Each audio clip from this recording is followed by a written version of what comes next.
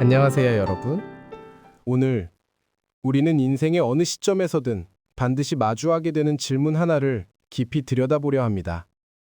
노인이 되어서 가장 중요한 건강 요인은 무엇일까? 누구나 떠올립니다. 운동, 균형 잡힌 식단, 약물 관리, 정기 검진. 물론 모두 중요합니다. 하지만 학계에서는 지난 20년 동안 아주 놀라운 결론이 반복적으로 확인되었습니다. 노년의 건강을 결정짓는 가장 강력한 요소는 신체적 요인이 아니라 사회적 관계다. 그 중에서도 가장 큰 영향을 주는 것이 바로 친구 관계입니다. 오늘 이 영상에서는 과학이 입증한 친구 관계의 보호 효과, 장수와 치매 예방에 미치는 영향, 우정이 뇌와 몸을 어떻게 바꾸는지, 나이 들어 친구를 사귀는 구체적 방법, 고독을 극복하는 실천 전략, 사회적 관계가 부족할 때 나타나는 경고 신호까지 지금까지 나온 연구들을 토대로 가장 깊이 있고 실증적인 이야기를 전해드리겠습니다. 이 영상은 단순한 조언이 아니라 수십 개의 메타 분석과 수십 년에 걸친 장기 코호트 연구가 보여주는 노년기 생존과 삶의 질의 과학입니다.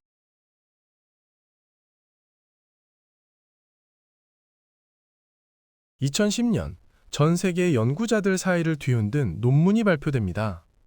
브리검영 대학의 홀트 런스테드 교수 연구팀은 148개 연구, 총 30만 8,849명을 평균 7.5년 동안 추적한 초대형 메타 분석을 발표합니다. 결론은 명확했습니다. 사회적 관계가 좋은 사람은 그렇지 않은 사람보다 50% 더 오래 산다. 이 효과는 결코 작지 않습니다. 흡연, 과음, 고혈압, 비만보다도 강력합니다. 특히 복합적 사회통합, 즉 친구가 많고 연락을 자주 하고 정서적 지지를 주고받는 사람들은 생존율이 거의 2배 가까이 증가했습니다. 홀트 런스테드 팀의 또 다른 메타 분석에서는 사회적 고립 29%, 고독감 26%, 독거 32% 사망 위험 증가라는 결과가 나왔습니다. 여기서 강조할 점은 건강 상태의 우울증, 경제 수준까지 모두 통제한 후에도 이 효과가 그대로 유지되었다는 것입니다. 즉, 사람이 없다는 것 자체가 치명적 위험 요인입니다. 2023년 이후 발표된 리뷰와 메타 분석들 역시 사회적 고립은 사망률을 32%, 고독감은 14% 증가시키는 것으로 나타났습니다. 즉, 30년 가까운 연구가 말하는 것은 하나입니다. 사람은 관계가 끊기면 몸이 먼저 무너진다.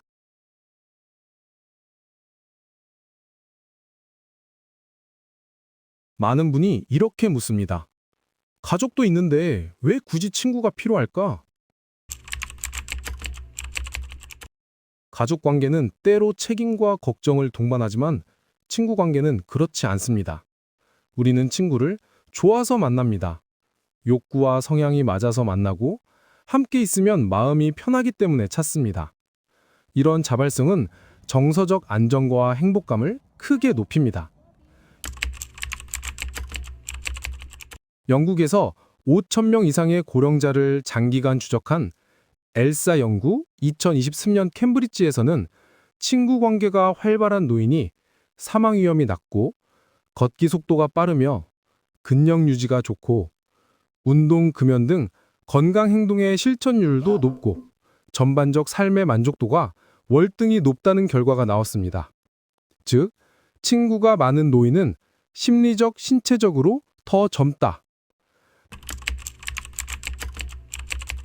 미국 심리학회는 2023년 보고서에서 친구 관계의 질은 염증 수치와 면역력에 직접적 영향을 준다고 밝혔습니다. 친구와의 긍정적 관계는 만성 염증을 낮추고 신체의 스트레스 호르몬을 감소시키며 질병 회복 속도를 높입니다.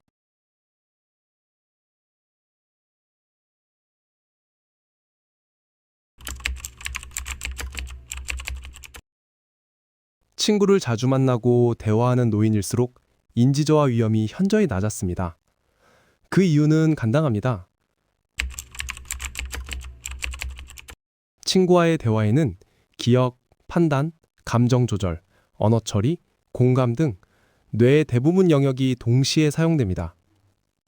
친구와의 대화는 약이 아니라 뇌를 깨우는 활동입니다. 사회적 활동이 활발한 노인은 뇌의 손상이나 단백질 축적이 시작되더라도 증상이 늦게 나타나는 경향이 있습니다. 이를 인지예비력이라고 합니다. 사람과의 관계는 바로 이 예비력을 강화합니다.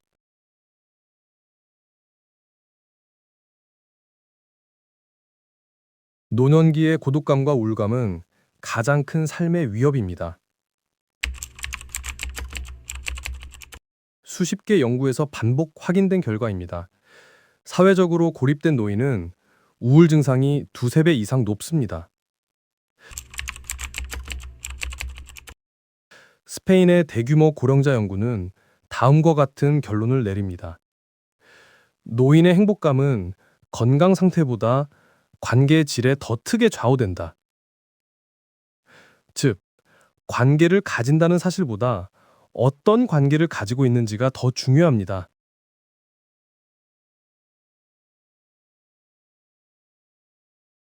여기까지 들으신 분들은 이런 생각을 하실 수도 있습니다. 나이가 들면 자연스럽게 친구가 줄어드는 건데, 그럼 우린 어떻게 해야 하지?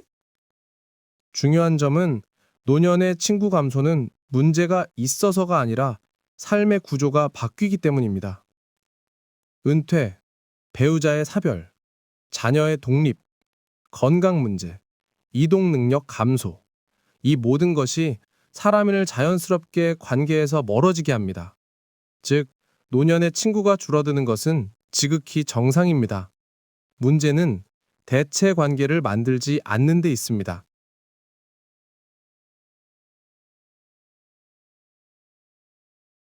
친구와의 대화는 스트레스 호르몬인 코르치솔을 감소시킵니다. 단 10분 대화만으로도 심박수와 혈압이 안정된다는 연구가 있습니다.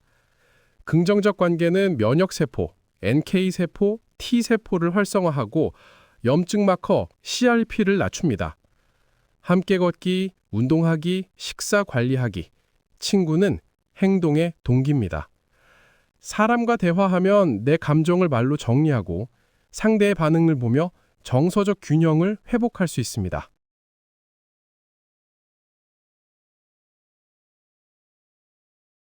연구에서는 친구를 만드는 능력은 재능이 아니라 습관이라고 말합니다.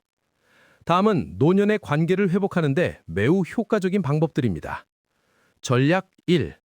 가벼운 인사를 습관화한다. 신경과학 연구에 따르면 가벼운 인사가 반복될수록 상대에 대한 심리적 거리감이 줄어들고 점차 관계가 발전할 가능성이 높아집니다. 아파트 엘리베이터, 단골 카페, 산책길, 마트. 관계는 이렇게 시작됩니다. 전략 2. 주 1회 정기적 활동을 만든다. 사회적 관계를 유지하는 가장 강력한 요소는 정기성입니다. 동네 산책 모임, 독서 모임, 사진 동호회, 장기, 바둑, 필라테스 같은 가벼운 운동. 중요한 건 활동입니다. 활동은 자연스럽게 말을 만들고 말은 결국 관계를 만듭니다. 전략 3. 연락을 먼저 하는 사람이 되는 연습. 심리학에선 이것을 사회적 주도성이라고 부릅니다. 노년일수록 수동적으로 기다리면 관계가 사라집니다. 작은 문장이면 충분합니다. 잘 지내시죠? 오늘 산책 가볼까요? 어제 생각나서 연락드렸어요. 작지만 관계를 살리는 위대한 행동입니다. 전략 4. 과거 친구에게 다시 연락하기. 관계 연구에서 밝혀진 사실 하나. 사람들은 과거 친구의 연락을 매우 반가워한다는 것입니다. 오랜만에 연락하면 실례 아닐까? 걱정하지 않아도 됩니다. 대부분은 오히려 기쁨을 느낍니다. 전략 5. 관계의 질을 높이는 대화법 3가지. 상대의 이야기를 끝까지 듣는다. 판단하지 않는다. 감정에 공감한다. 이 3가지는 우정을 깊게 만드는 가장 강력한 기술입니다.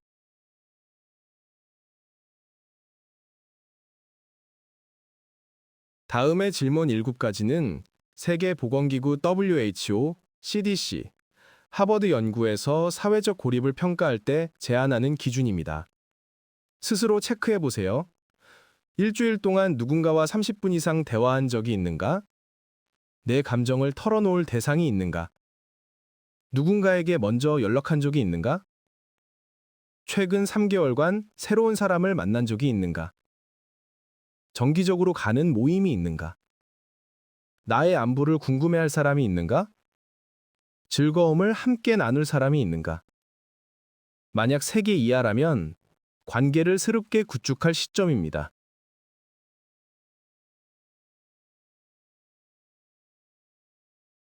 정리해보면 친구 관계는 수명을 50% 증가시키고 고독은 흡연만큼 해롭고 친구는 면역을 강화하며 뇌를 인지적으로 자극하고 우울증을 강력하게 예방하고 삶을 풍요롭게 확장시킵니다. 좋은 친구는 단순한 동반자가 아니라 노년기의 생명력 자체입니다. 그리고 무엇보다 중요한 사실은 지금부터라도 만들 수 있다는 것입니다. 나이는 숫자이고 관계는 선택이며 우정은 언제든 시작될 수 있습니다. 오늘 이 영상을 들으신 여러분께 이 한 문장을 꼭 남기고 싶습니다. 노년의 건강을 지키고 싶다면 먼저 사람을 찾아가세요. 운동보다 약보다 그 어떤 건강 비법보다 먼저입니다. 여러분의 건강을 지키는 것은 여러분 주변 한 사람, 오늘 연락할 그 친구일지도 모릅니다. 오늘 함께 해주셔서 감사합니다. 이 영상이 스스로의 삶뿐 아니라 부모님, 주변의 어르신들에게도 작은 영감이 되었길 바랍니다.